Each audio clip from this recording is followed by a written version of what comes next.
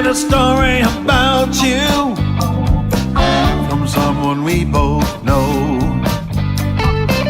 She said she saw you with another man down at the picture show. Well, that was the day when I started to cry, and I know that there's no denying you're breaking my heart one kiss at a time.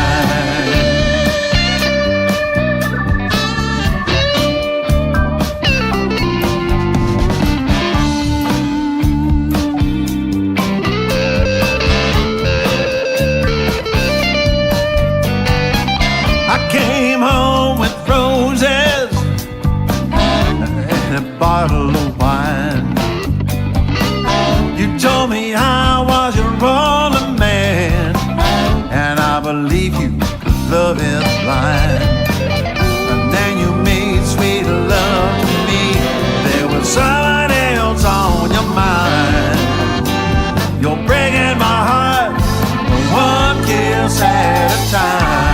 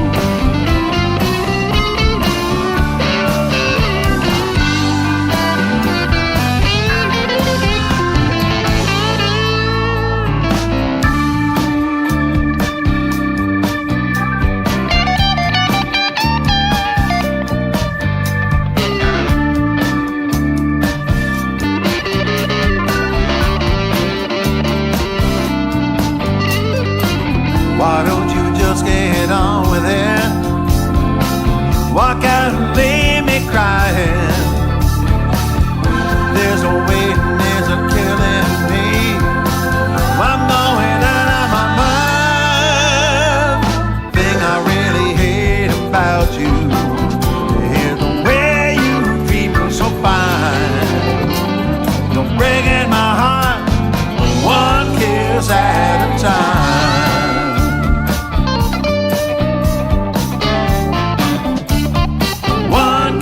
At a time. You're breaking my heart one kiss at a time.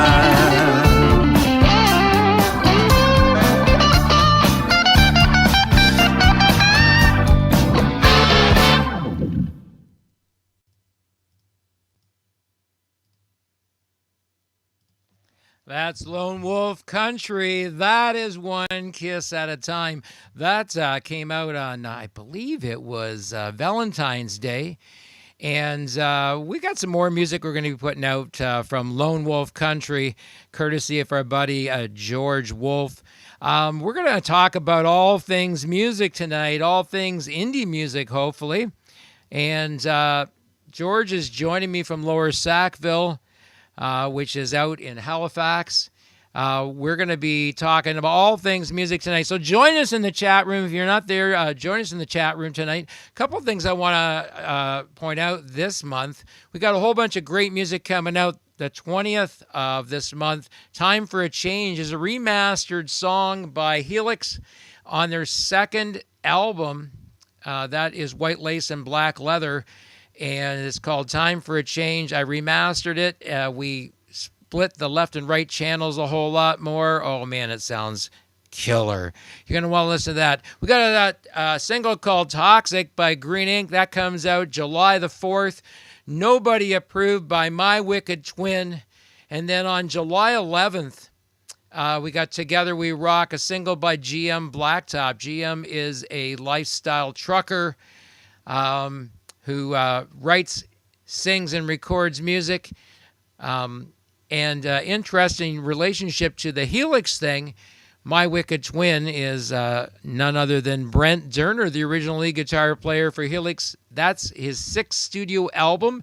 That is the title track for that album, called Nobody Approved. It's all about being overlooked for awards all of your life during your musical career, when you've contributed to a great deal of the fabric of Canada, like a band like Helix has, that toured the bar circuit from the East Coast to the West Coast. That's right. The original members of that band dipped their toes in the Atlantic Ocean and also dipped their toes in the Pacific Ocean. That was unheard of back in the day, to tour bars all across Canada, but those guys did it, and they did it in the dead of winter. And George is no stranger to that kind of weather. He knows it. Here he is, George Wolf. Hey, George. Hey, how you doing, bud? Great to have you on the show. George is a singer, songwriter, bassist, I think co-producer. He produces all of his music. Yeah, chef. Chef, cook, washer, was that jack of all trades, master of none. Yeah. I'd like to think I'm master of maybe one, maybe. Well, that's a good one. Jack of all trades, master of maybe one. Maybe one, yeah. Oh, man. We're going to open up the chat room, so if you have some questions for either of us tonight, please feel free to share those, or comments. We like comments as well. And we've got some friends of yours watching tonight. Nicole Mackenzie Wolf is watching us tonight. That's the wife. She's not in the chat room, but she's certainly watching. I'm sure she's got lots of things she'd like to say. She can run, but she can't hide. I know she's watching the show. We're going to talk a whole lot about music and, kind of where things have come from. You started working with me about a year ago. Pretty much, yeah. It almost never happened because you and I, our schedules were just so wacky. And we were having trouble lining things up. And once we got things together, once we got our shit together, things came along pretty well. Yeah, it didn't take long to kind of establish that respect and the good kind of a working relationship. So, yeah. Well, I remember when one of our exchanges, you said, "I like your attitude." and you know what? I undoubtedly, every artist that's on the label has developed a bit of a friendship with me. And I think it's because, we all share that same passion for sharing our music with the world. Yeah. It's a very strong bond between artists and people like that. So, yeah. I agree. Dean Boharness is watching the show. Dean Bo says, "Hi, George. This is my second time hearing some of your stories. Good evening to you both." Hey, Deanbo. Deanbo, do you know Deanbo at all? We travel in the same circles. I probably don't. He is an avid He's an avid. I've probably been in the same room with him. He's either avid or rabid. I'm not sure. He loves music and he loves to support live music out in Halifax. Yeah. I see his name all over the place. So yeah, so always, if you're playing somewhere and you want him to show up at your show, just message him. Let him know where you're playing, because he loves to support independent artists. There's no doubt about that. I'll be appearing at Caesar's Palace on the 9th of July. Cameron Miller says, lost the sound. I'm not sure. Oh, Cameron Palmer. That's my drummer. Cameron Palmer. He says we're lost. So did he play on those tracks? Yes, he did. He played on the whole last album. Cameron's a blisteringly good drummer. Very cool. Super nice guy. And he's my wife's strawberry guy. Oh. Strawberries come out. He's the guy to call. He'll get you some strawberries. So should Cameron come on the show? Oh yeah, you should get Cam on the show. Absolutely. He's a funny guy.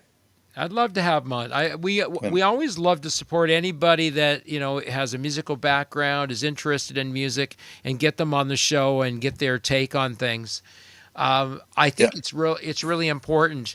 And I always feel that there's things that we share on the show that help other people, or at least build that musical community. That's always been my desire. Yeah. Yeah. So about a year ago, we started putting music out, and I remember I had a conversation with you, and it's always a difficult conversation, because once someone's launched their music, it becomes a monumental challenge to get ears on that music because of the way the streaming services deal with it once it's become, for lack of a better word, stale according to their algorithms. Yeah. Well, I'll tell you though.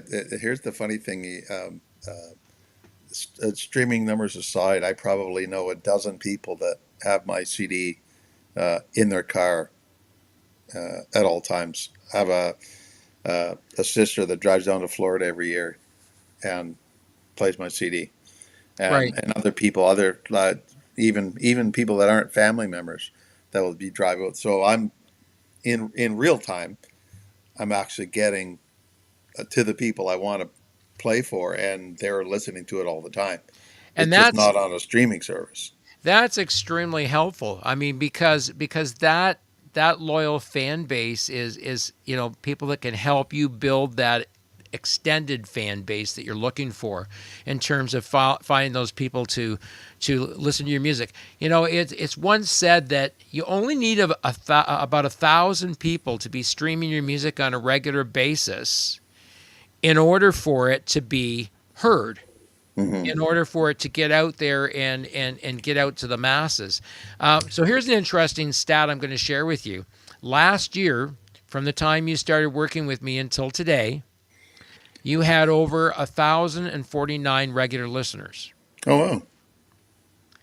So if we could make those 1,049 people followers, they would get notifications every time you release music.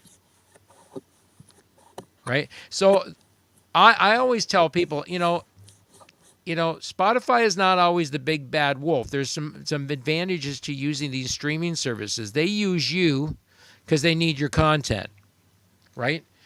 So you can use them and use the tools that they have in order to get your following that you're looking for, right? Because really, you only need 1,000 people to follow you on a regular basis and stream your music on a regular basis. Think of it. If you had 1,000 people, every time they got notified you put a new song out, they would immediately stream your song once. That's 1,000 streams.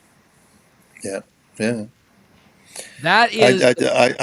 I understand where you're going with that, but at the same time, I feel like there's there's lots of stories about Spotify basically dumping people's music off because they don't get enough streams, and they're literally making room for more music because they are a content-rich platform. Yeah, right. But then, so you have to maintain that level of fan base in order to be able to stay on a streaming service. Right. And that is a huge thing. It's a very important thing, because if you don't have a fan base, right, it's the same as an A&R for a record company. If you can't bring people to your live shows, is a record label going to sign you? Yeah. No, it's not going to happen. A lot of people nowadays. I just saw somebody was posted they're playing up in Cape Breton at the hockey arena. And it's a big show, and somebody comes on and goes, "Oh, I wish you were streaming it." And I'm thinking, why? Why would you stream a live show? You want to put people in seats. You want them there to buy their ticket, buy your merchandise. Why would you ever live stream a show like that? It would just make no sense at all. Especially only in a market like Cape Breton, where people in a lot of time just don't go out. The only time streaming a live show makes any sense if it's pay-per-view. Yeah. That's a whole different deal, because a pay-per-view live show like that, for people that live halfway across the world that are fans of the band, then for them it's a big deal, because they can watch their favorite band play a live show. If it's Yep. broadcast, some of them don't simulcast the shows at all. But this is So the level of fanship now that literally somebody that goes, I'm a fan of the band, but I'd rather sit at home and watch it on the couch than go out to the arena, and right. that's disheartening for live musicians. It's disheartening for a live musician, but you know what? You have to accept the fact that people's lives now are so busy and so complex. They want simple, right? They don't. Some people don't want to go to the live show, and you got people out there who, for whatever reason, don't want to go to a live show with hundreds of other people. Yeah, that's Social true. for the shut-in that's got social anxiety, a live stream show is just a ticket for them, right? Because they wouldn't be able to go to your live show because they'd be too anxious. Yeah. So I mean, there are places for these things. I mean, yeah, in some ways those are disheartening for the musician themselves. Well, I'll tell you, I was more than happy during COVID. I went live at least once a week and did a 1 hour show from my living room, and had lots and lots of people watching it. On that was the COVID kitchen party, they called it, and Yeah, and ended up having 500,000 followers onto the page, and I got a ton of people that liked me through that page and out of that. So I'm not saying there's not a great place for it, uh, but I would never take away from somebody getting a live ticket to to instead of playing to an almost empty arena because everybody's paying to sit at home and watch it, whether they're yeah. paying or not. I That's think that very I, heartening. I think the thing is now when people go to live shows, you're there because you want to be there, right? I mean, the people that are going to go to live shows are going to be there because they want to be there, right? I won't go to live shows in the winter. I never go to a live show in the winter because people don't know enough to wash their hands. They don't know enough to stay home when they're sick, That's true. and and they infect everybody, right? I still have masks in my car. A year ago, I went and saw it with my son. I went and saw Metallica in Detroit at Ford, Putting that out there. right? Ford Field. We went and saw him, Yeah. right? And we're sitting 3 rows up from us. Doesn't somebody open mouth cough above my head, right? 3 days later, I've got a scratchy throat and I'm feeling shitty, right? Yeah. I hear you. Because Buddy was infected, didn't know enough to stay home, and he probably gave whatever he had to me and whoever was in the vicinity of that cough. Yeah. Well, And, I'll tell you, uh, when COVID opened up, we had a birthday party for my wife, and somebody, oh, lost you. yeah, my camera just stopped. That's all right. You can Yeah. probably still hear me though, right? So anyway, so somebody came to my wife's birthday party that didn't know that they had COVID, and something like, I think it's 25 or 30 people ended up getting COVID. My wife's birthday party was a super spreader, but you Man. had no way of knowing. There was I, just no way. and I'm telling you, like it's just one of those things. And he didn't have COVID. He just had a shitty cold. But the thing was, if you're sick, people don't stay home when they're sick, and that's why I hate going out to venues because no one washes their hands. No one learned anything from this, right? Because they don't stay home when they're sick, and that happened to my wife last week, right? Same thing in Niagara Falls to see a show at the casino in Niagara Falls. She gets on an elevator, and some guy at the back of the elevator open mouths coughs with the elevator full of people. Wow, that's just rude. She turned around and she looked at him. She said to me, she said, "Yeah, I could tell just by the look of him he didn't give a shit about anybody else." Yeah, he needed to be left bloodied and beaten on the floor of the elevator. Oh man, oh man, and then It's just crazy how people do stuff, and then they try to justify their behavior by, you know, it just boggles the mind. Brent Durner is watching us tonight. He says, "Hey guys, he's read D film," and so music. You like I said, you had those 1,000 people regularly listening to your music, which is really a great thing. Your music got added to 139 playlists, Oh, that's cool. right? So these are things that would never happen without a digital service, Yeah. right? And that's the cool thing. In the last 28 days, your music has been heard in 6 different countries, That's cool. Yeah. right? What do you think the number one country is? Australia. Canada. Oh. Oh, I'm Canada, outside of Canada. Australia, Belgium, Netherlands, France, and Yeah. United Kingdom. I knew Australia would be second. They love their country music over there. So, So you got 6 different countries where your music's been heard in the last 28 days, and you've only really technically got 2 tracks that we've released. yeah. There's I think there is the album still out there. I can't remember. It is. It is. I think there's probably 2 songs left on it that I'm probably not going to release because I want to get some new stuff out, and I want to get some stuff out that's going to be more.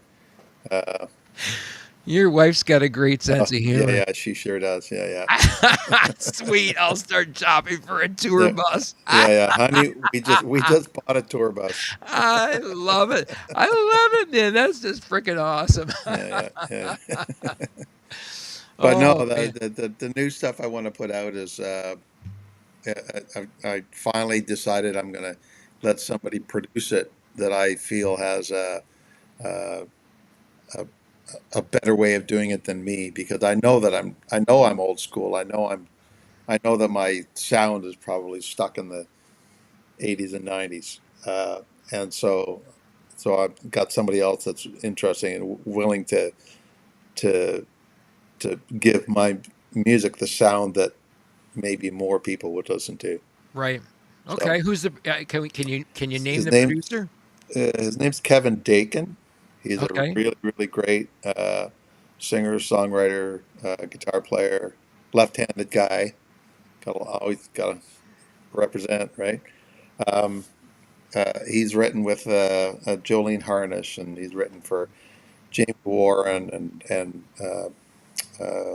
Brooklyn Blackmore, who's a big rising star out here, who made a big splash at Country Music Week last year. So, and a bunch of other people. And he's just other than that, he's just all a really nice guy. And I've already written a couple of songs with him. So the first song we're thinking about. Oh yeah, okay, yeah, that is my guitar player, by the way. That's my I guitar got player, my by the way. Karen Yeah, yeah. spandex ready. I love it, man. Yeah, friggin' Oh my hilarious. God. So yeah, anyway, so that really hoping to do something that maybe it gets a little more wider approval from people that are maybe younger than me. The interesting thing is, switching up producers is always a good idea because different producers can bring a different attitude from the artist in terms of what they're looking for when it comes time for production. We were talking about that last week when Aaron Murray. Did you see the show last week with Aaron Murray? No, I didn't. I was So working.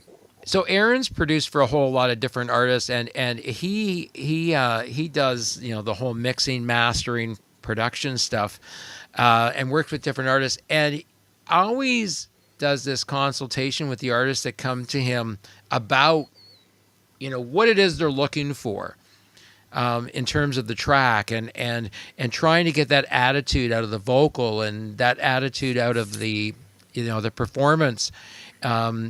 Is a challenge when you're a producer, and if you're self-producing, it's even more of a challenge because you're your mind is focused on the production, not always on the creation. Well, and I think it's hard to, I'll admit, and even myself, it's very hard to be objective when you wrote the songs and then you have to make production decisions about them.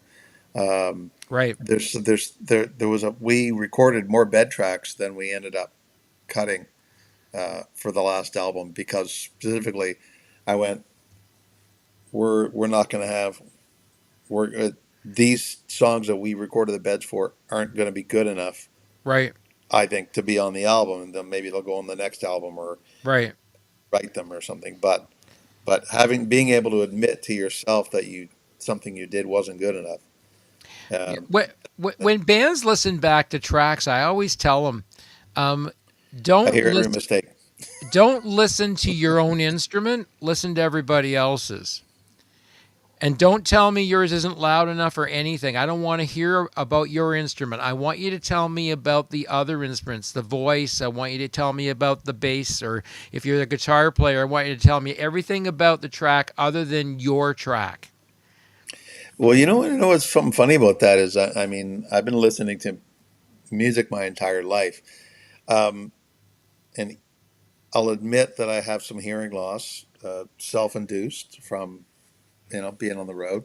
Yep. But it's odd that sometimes now I'll be listening to a song that I've heard 2,000 times, and all of a sudden I'll hear a line in it or a part that I never heard before. Maybe because I was listening to it on vinyl and it wasn't audible, but like I hear little things like there's a cool in Lowrider by War. There's a really cool little guitar part in the background that plays off time of everything else that's happening, and it goes through the entire song, and nobody ever hears it, and nobody ever plays it. Sweet Home Alabama, the guitar lick in the verses for Sweet Home Alabama, nobody ever plays it right. It's a really cool little thing. One guy I know plays it right, Jason Cooper, the guitar player, friend of mine. But so that's the thing. It's interesting that you could listen to something 1,000 times, and then all of a sudden one day you listen to it and go, well, I never heard that before. Yeah, and sometimes your mind blocks it out.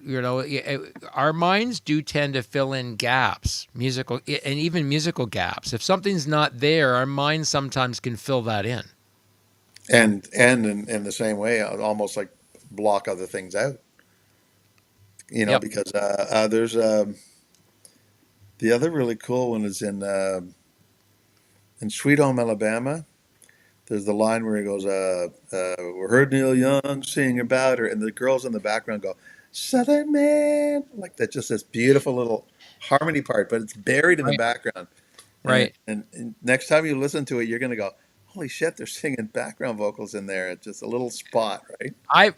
I've heard those. I've heard those in there. But the thing is it depends what you're listening through.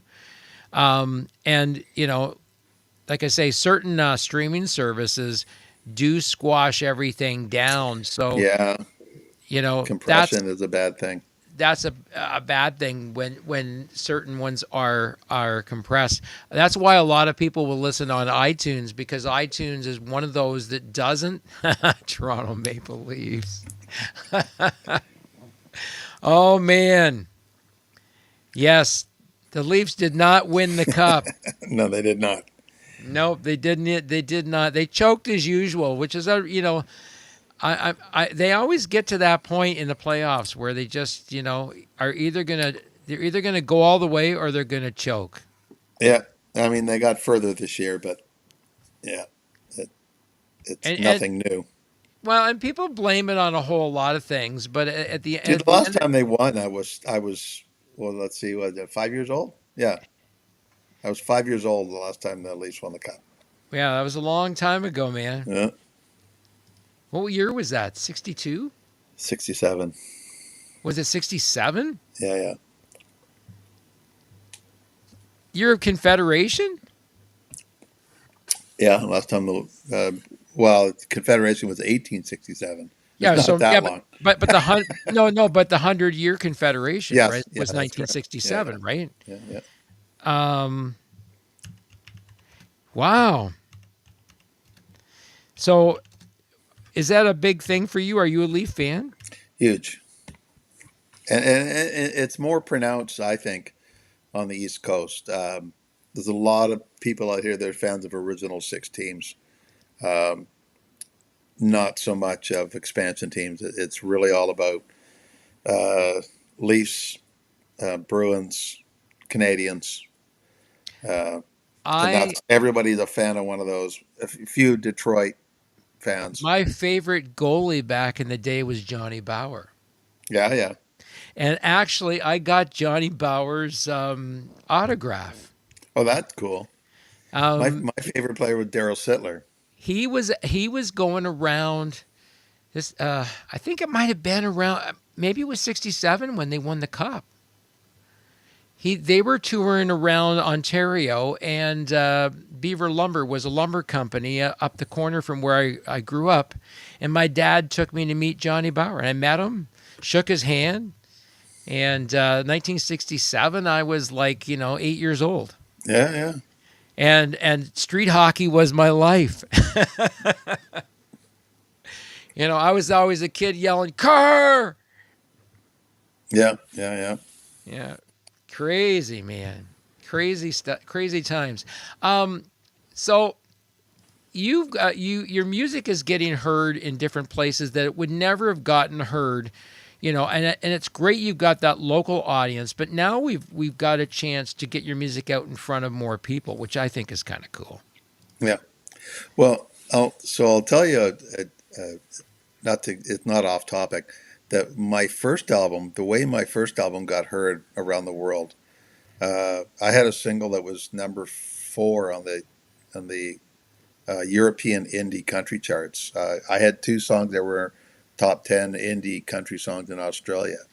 But here's what I had to do to do it. I had to pay a lady every time I released a song. I would pay her $150, send her the wave of the song. She'd put it on a CD with like 30 other songs, and she would physically mail them to people in other countries to play on their radio stations, and mostly terrestrial radio, but a little bit of internet radio. But it was a monumental amount of work to get it out to those people compared to the way you can do it now, which I could literally do it from my living room. Yeah, I So mean now that you can email people the file, and a lot of them, some of them will play your music directly off a streaming service. yeah, yeah, yeah. Well, They, that's I mean the delivery of music to people has definitely changed for the better. The volume of music is causing a problem with the delivery because yeah, I there's mean, so much music out there that people have trouble. I don't think people are. I don't know how they filter that amount of information. well, So I think that's why they've tried to put a bit of gatekeeping on the streaming services. Like, for example, if you're not picking up streams, you're not building an audience, then they want to move your music off the platform yeah, because it just like everything else. The other thing that occurred to me is that I've talked about this before. What I don't like about no gatekeepers is that the same person can produce a song on their smartphone that you went into the studio and painstakingly learned your song really, really well before you went in the studio and then multi-tracked it properly, hmm right? So there's something wrong with platforms that allow those 2 different levels of music to be released on them.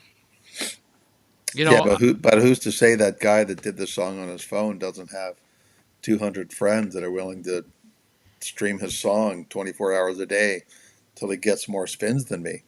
yeah, there's We nothing. we know there's cell phone farms in Yep. other countries, So there's no. I don't have any illusions about streaming 250,000 streams a month, but I'm really really happy to reach 1,000 people. That makes me like you wouldn't believe how happy that makes me to hear that. Well, and by being able to reach 1,000 people, it does push your music up through those algorithms, and that is where the more listened to music lies. It lies in those upper algorithms, and so we want your music on digital services to sort of surf those algorithms. Yeah, absolutely. Yeah. That is always paramount in my mind, thinking about, how do we maximize your exposure on streaming services, knowing that the most used streaming service is Spotify, right? And that's where typically everybody's audience is. But that first 1,000 streams is a extremely important factor in getting those followers to faithfully stream your music when it first gets out. And some people, you're right, they have super fans. Mm-hmm. And those super fans will multiple stream an artist's music several times, right? In order to help it get wings or get legs under it and move it up through the algorithms. The good news is that it ends up generating way more legitimate, what I call legitimate streams over and above that, because it's burst through the algorithms. So literally something can drop down through the algorithms, but you can pull it back up by getting, an audience to faithfully stream your music. And this is why I always say, if you've got a dedicated audience, right, and you can have tons of followers on a streaming service, that doesn't necessarily mean you're going to get that number of streams. When I look at aggregate streams that come from a streaming service, it typically is about 25% of the people that actually follow you. So let's say you have 1,000 people following you, you could expect 250 streams. Right. Yeah. Right? As soon as the song is released. And that's typically what happens. I have artists that have over 100,000 followers, and after the release comes out, 6 months it's out, they might get 25,000 streams. Yeah.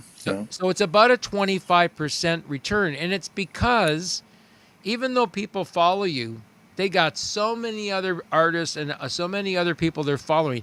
Part of it is just so much content.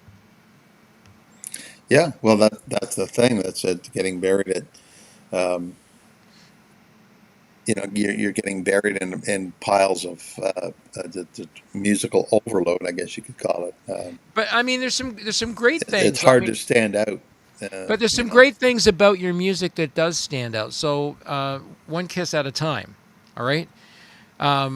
It's a great vocal, the great lyrics, right? You've got somebody playing bitchin' guitar in that. That's Thomas, the guy you just commented. Right. So you got Thomas playing his bitchin' guitar. You've got some woman wailing on the sax. That's Shirley Jackson. Yeah. From Shirley Jackson and the Good Rockin' Daddies. They're a big deal down here. And who's on the keys? The keyboard player is the engineer Corey Bayer said, "Oh, we got to bring Graham House in." So his name is Graham House. So he comes into the studio and he's just little. He's not tiny, but he's kind of slumped over and very, very quiet, almost like a professor type of guy. Comes in, sets up his keyboard, got a Hammond simulator on it, listens to the song a couple times, plays this wicked great Hammond part, just nails it. Like I couldn't believe how, I had shivers watching him do it. And then okay, well, that was great, guys. Thanks very much. Gets up and leaves. But that's super unbelievable. He actually played some piano and some Hammond on a couple of other songs as well. So what's his name? Brent? Graham House. Graham House. So there's a guy like that here in London, Ontario called Brent Jones. Yeah, he's like the guy, this guy that you can call that does everything. And he actually does a show every once in a while. He does a Tom Waits tribute show. Nice. Which apparently is really good. He's been at a couple of the top end venues here doing it. Right. Yeah. And you got a great drummer too. Cameron Palmer. That's keeping that time. And you're playing the bass on that, right? Yeah. So you and him have locked into a really nice groove there. Yeah, for about 5 years now. And a funny thing now, so tell me, this is a little bit different because you're one of these guys that's a bit of an enigma when it comes to playing bass because you play your bass upside down. Upside down and left-handed. Yeah. Yeah, yeah. It's an odd thing. Now, is that a left-handed guitar or is it? So I play a left-handed bass strung right-handed. Yeah. I can take a regular guitar, a regular acoustic guitar, flip it over and play it with the strings upside down. So what do you see as being the advantage of having the strings upside down? There's very little advantage for a guitar player, other than but for a bass player, all the low notes are exactly where you want them. That's for guitar players, it's the high notes that make all the money. For bass players, it's the low notes. So all those great low bottom end notes are right there, nice and comfortable. I think it's a real advantage. I know I'm part of a group on Facebook of about 75 other people that play the same way, all bass players. Wow.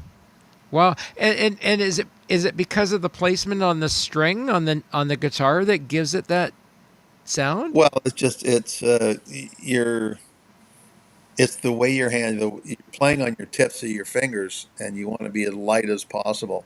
Well, if you're putting your finger around the neck of the bass and then holding your other hand up to play the low notes, you're causing more tension. My B string and my E string are exactly where I want them to be when my hands are relaxed. So when I play like that, it's very relaxing. I don't have to play loud or hard or stress my hands out to get all the notes I want, unless I want to play a bunch of high notes like a Right. And prima how did donna. you like is that a mindset to learn it that way if you've played it I'll traditionally? be perfectly honest. My mom was a singer-songwriter, and I picked up her guitar and flipped it over because she wasn't going to let me restring it left-handed. So Wow. So this has always been the way your brain's been wired. pretty much, I did at one point string a guitar left-handed after I got to play a little bit. And what I found was I had to take my guitar everywhere if I wanted to go to a party and meet some people or play some tunes or meet girls. I had to drag my guitar around, and I realized that if I kept playing upside down, I could just play some other dude's guitar and steal his girlfriend. So you when you play guitar that way, um, you know, have you ever picked up the bass and played it the other way? Like strung properly left-handed. Yeah, yeah. Yeah. Well, the thing is, when you go to buy a new bass, usually a left-handed bass is strung left-handed, so I So have to play it to get the sound I want anyway so to try it out. why couldn't you just play a right-handed bass upside down? I did when my first couple of basses were Okay. flipped over. Uh, my first one was my first was a Yamaha PB200, and then I bought a Fender Mustang, and then I got to the point where I could actually buy left-handed guitars and restring them. But there were times in my life where, there was a time when I was so broke in Vancouver that I had literally pawned my bass to pay my rent and had to rent a really cheap, uh, like a Korean Squire right-handed bass, and that's all I could do, and I had to play that dirty, ugly thing for months and months and months. So Oh man, man, the stories. So you when you flipped the bass and played a right-handed bass upside down, how does it differ from playing a left-handed bass strung well, you opposite? lose the cutaway because of the Right, long horn of the bass is on the bottom. So if right. you've got your strap on there, you lose the nice big cutaway to get high notes. Um, and the other Ah, thing that not a lot of people realize until you actually pick one up and do it, you know how on the frets on the on the side of your fretboard, you'll have dots on the neck to right. show you what fret is what. when you flip a bass over, there are no dots on the backside. So you're so you're just guessing at notes. That's right. So But you're what's just cool is guessing. I've got quite a few friends that were like bass players where I would walk into where they were playing, and the bass player would just take the bass off, hand it to me, flip the strap over my shoulder, and then I would turn around and stand up and play it, and he'd go to the bar and get a beer.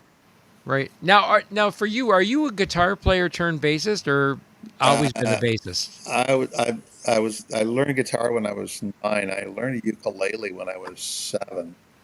Uh, Learned guitar when I was 9, and then it was actually my mom did a she said, I got a gig at the fall fair and I need a bass player. Why don't you learn to play bass? So I took 2 weeks of lessons and played my first gig. There's literally a joke about how that happens, you know. So Wow. It's incredible because a lot of people don't realize the challenges that left-hand guitarists have always had. First of all, left-hand guitars were expensive; they were hard to find as well. well, and there's also the social stigma of being left-handed.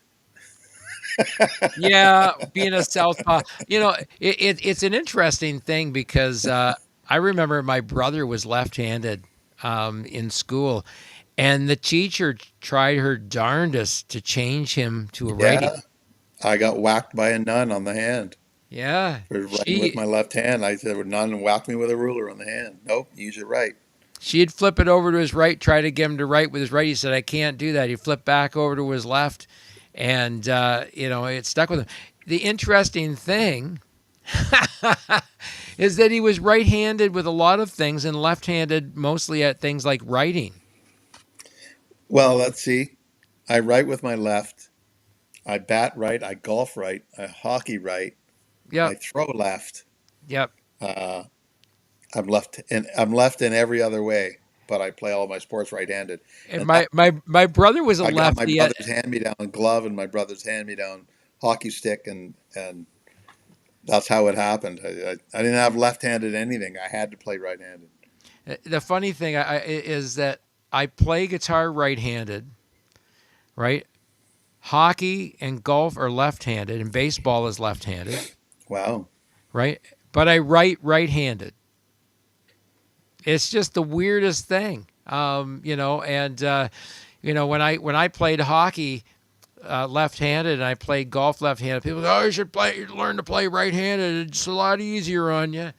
I'm like, it'd be like wearing my shoes on the wrong feet. I can't do it. Yeah, well, it's funny because you talk about golf. It was a skins game some years ago, and I think Ernie Els or no Mickelson. Mickelson was playing with Freddie Couples and a couple other guys in the skins game, and somebody said they were on a par 3, and somebody said, "Hey, uh, why don't you hit right-handed instead of left-handed?" And he said, "Well, I'll hit right-handed if you guys, I'll take my clubs and hit left-handed." So all 4 of them hit the green in one playing wrong-handed. Like That's it's crazy. like the amount of discipline and the amount of thought you got to put into playing a sport, and then just say, "Oh, today I'm going to turn it around and I'm going to do it the other way with my other hand," and they all hit the green. I couldn't believe it. Wow, that is crazy. I enjoyed golfing left-handed. I could use a right-hand set of clubs, but I could not hit as far or as accurate. Well, I was always told it was good to be able to hit with an offhanded club on the chance you got into a lie that you couldn't approach Right, from the right side. right. So you got to be able to say, borrow a lefty's club to get out from behind a tree or something, right? Yeah, I used to But borrow righties. I used to borrow righties club for the same reason. yeah, Because if I was in the rough and I didn't want to stand in the rough to make the shot, I could use a righty just to get out of my mess. yeah, or a foot wedge. Right, that too. Yeah. That too. That's crazy. It's funny how we adapt as life changes. Here's an interesting thing. You talked about hitting that younger demographic. You have a demographic that starts at age 18 and goes upwards. That's probably my grandkids. Well, I mean, it's a good Uh, it's a good just, chunk. It's a good chunk, 7% from age 18 to 24, and they're all male. oh, that's disturbing. Well, it could be. It also could be they could like the music itself. I mean, Good. Yeah. it Yeah. does have a Motown feel to it, True. right? Yeah. Yeah. I mean, Lone Wolf Country is a bit of a deceiving thing because, so far I've listened to your tracks. I hear blues influences. I hear Motown influences. There's a bit of a rock component going on in there. Yeah. Yeah. Uh, Absolutely. yeah, The only reason it's called Lone Wolf Country is because there's a heavy metal band in Germany called Lone Wolf. Every time when I released my first album under Lone Wolf, it got buried in their discography, and I had to go to Spotify and YouTube and get them to dig all my stuff out. So the second album was Lone Wolf Country, it gave me my own spot on the internet. it's interesting because we periodically run into the same problems with Helix. There are about 10 other artists by the name of Helix, but there's only one Helix, the rock band. All the rest of them are all different genres, Hmm. right? And of course, the way that things get published, if people don't pay attention to where they're publishing their music and pick the wrong artist, then you end up with the wrong artist music on your profile, and you didn't publish it; they did. Yeah, yeah, yeah. I know it's it. In fact, one of the things that I'll do if I'm writing a song, I'll come up with an idea for a song title. The first thing I'll do is Google it, and I'll go the song title and the lyrics. And if a song comes up with the same name, I do my best to try and change it. But if it doesn't, I go, "Hoo, this is mine. I'm putting this one down now." Yeah, I mean, it is. It's a bit of a daunting task.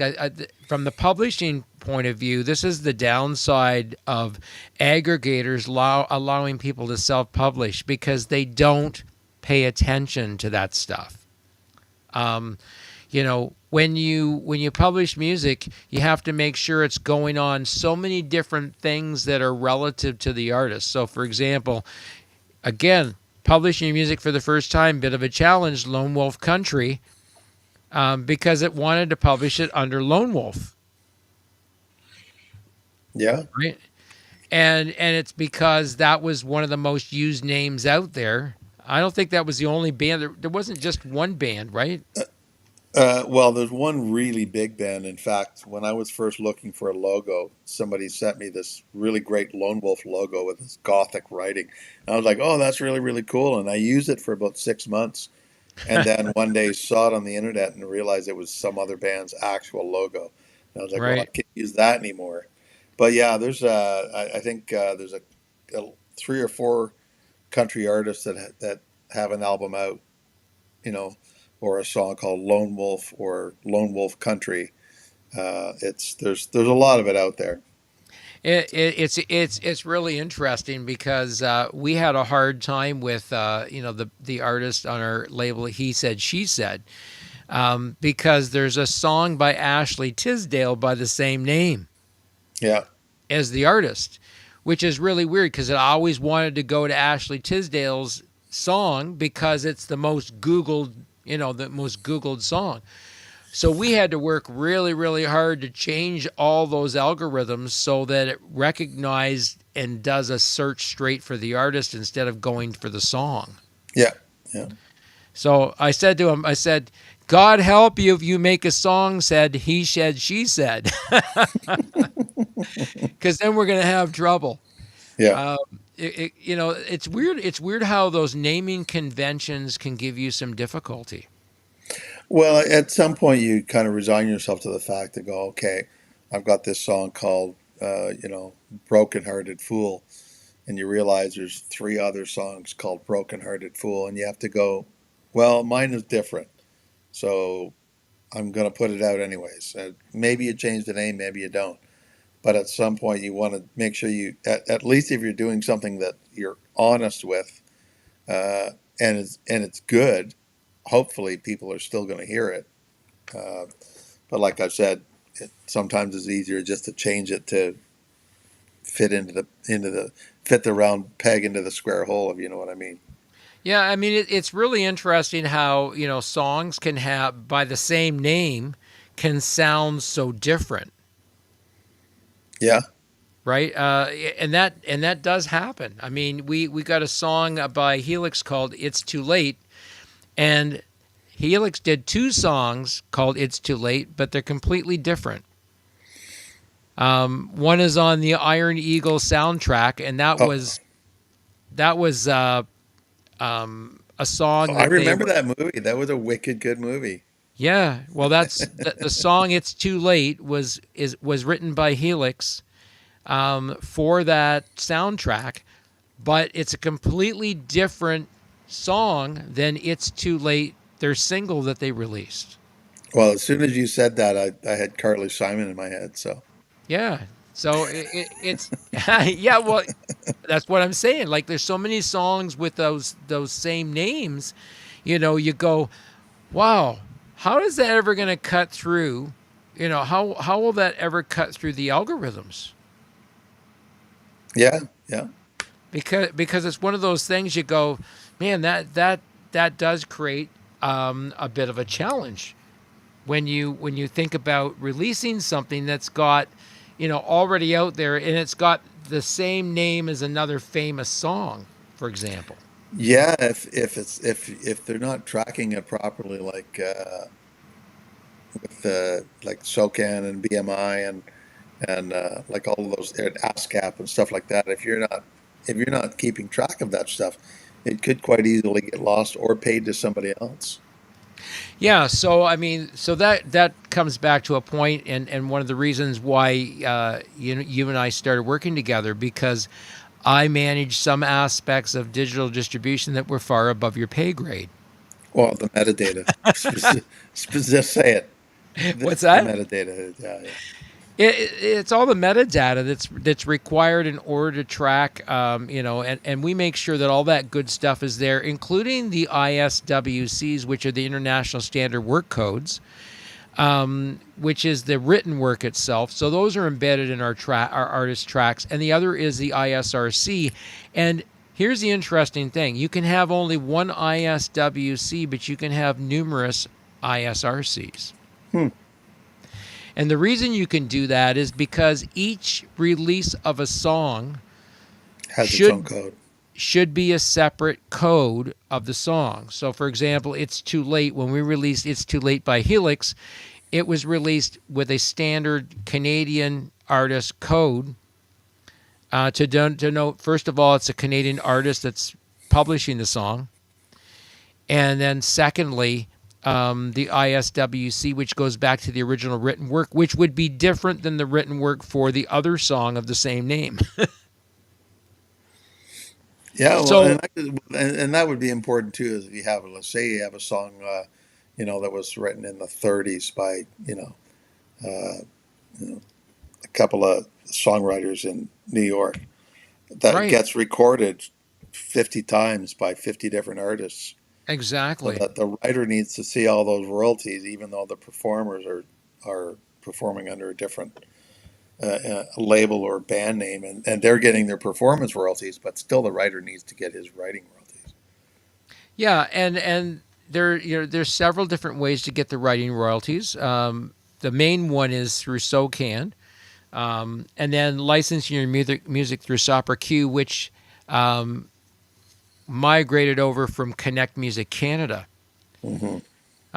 So those are the performance rights organizations. And then if you're signed up with SOCAN, typically you're partnered with BMI or ASCAP or CSAC in the U.S. And that's because they collect in territories that SOCAN doesn't. Hmm. So it's really one of those things. And then the other is the ISRCs, where you have to register with different collection societies to make sure that you can collect those royalties. So it's always a big challenge to stay ahead of that game, especially in the digital world. Yeah. Well, we're just in 9 seconds of overtime here, George. So we're going to wind up the show. It always goes by really quickly. I want to thank you for coming on the show tonight. It's always happy to have a chat. Always great to have you here. George Wolf of Lonewolf Country. Check them out wherever music is sold, download or streamed. You can check out their music on our website as well. And yes, George is a Toronto Maple Leafs fan. He wishes they had gone a little further this year, but he's happy that they got as far as they did. And hopefully next year. Yeah. There's always next year, We'll right, see. George? There's always next year. Well, cheers. Thanks for being on the show tonight. This has been the Indie Show. I'm Kenny. You are not. Have a great end of your week, everybody.